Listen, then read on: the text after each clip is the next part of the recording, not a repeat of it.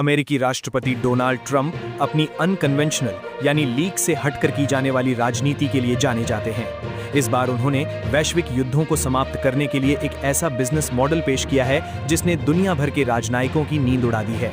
Trump ने Gaza, Ukraine और अन्य संघर्ष क्षेत्रों में शांति स्थापित करने के लिए एक बोर्ड ऑफ पीस बनाने का प्रस्ताव रखा है।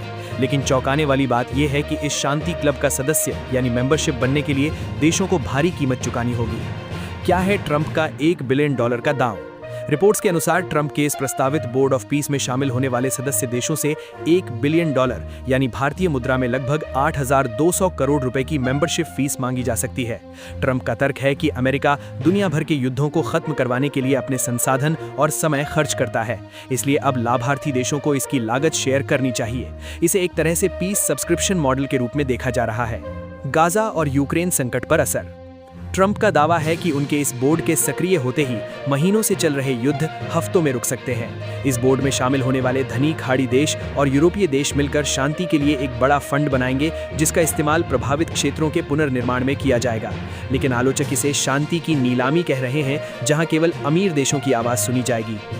भारत के लिए क्या है इसके मायने? भारत हमेशा से शांति का दूत रहा है और वैश्विक विवादों को बातचीत से सुलझाने का पक्षधर है। हालांकि ट्रंप का ये पे एंड प्ले यानी पैसे दो और शामिल हो मॉडल भारत की पारंपरिक विदेश नीति के लिए एक बड़ी चुनौती हो सकता है। यदि भारत इस बोर्ड का हिस्सा बनता है तो उसे भारी भरकम राशि देनी होगी, लेकिन इससे वैश्विक फैसलों में भारत की भूमिका और मजबूत हो सकती है। विशेषज्ञ इसे भारत के बढ़ते आर्थिक कद और विश्व गुरु की छवि के बीच एक कठिन चुनाव मान रहे हैं।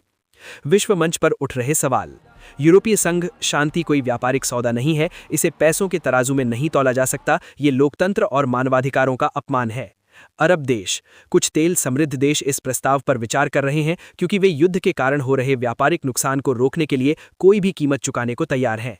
विपक्ष अमेरिका के भीतर भी इस योजना की आलोचना हो रही है। डेमोक्रेट्स का कहना है कि ट्रंप अमेरिका की छवि एक मर्सिनरी यानी किराए के सैनिक जैसी बना रहे हैं। अब आगे क्या होगा? आने वाले दिनों में ट्रंप इस योजना का औपचारिक मसौदा व्हाइट हाउस में पेश कर सकते हैं।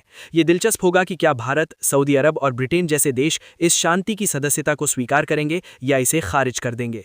यदि 10 देश भी इसमें शामिल होते हैं तो ट्रंप के पास $10 बिलियन का एक विशाल फंड होगा, जिसे वे अपनी मर्जी से अंतर्राष्ट्रीय राजनीति में इस्तेमाल कर सकेंगे। कूटनीति का नया बिजनेस मॉडल। बहरहाल इस प्रस्ताव का एक अलग पहलू यह है कि ट्रंप अंतर्राष्ट्रीय कूटनीति को पूरी तरह से व्यावसायिक बना रहे हैं। पहले नाटो को लेकर उनका रुख और अब बोर्ड ऑफ पीस के लिए पैसे मांगना ये संकेत देता है कि आने वाले समय में अंतर्राष्ट्रीय मदद केवल दोस्ती के आधार पर। अगर आप मेरी वीडियो देख रहे हैं तो मुझे सब्सक्राइब, लाइक, कमेंट करना ना भूलें। मैं ऐसी जानकारी हर मिनट आपको देता रहूंगा। धन्यवाद।